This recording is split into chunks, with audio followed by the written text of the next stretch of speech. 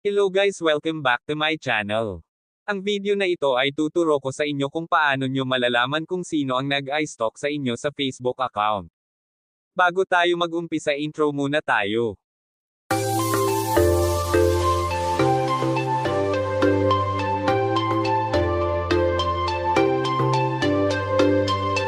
Mag-umpisa na po tayo, pumunta po kayo sa inyong Facebook account.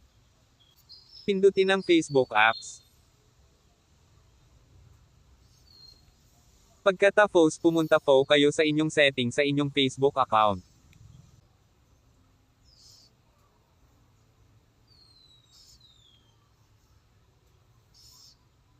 Scroll down nyo lang.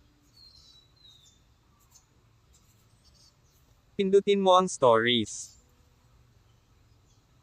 Pindutin mo ang story privacy.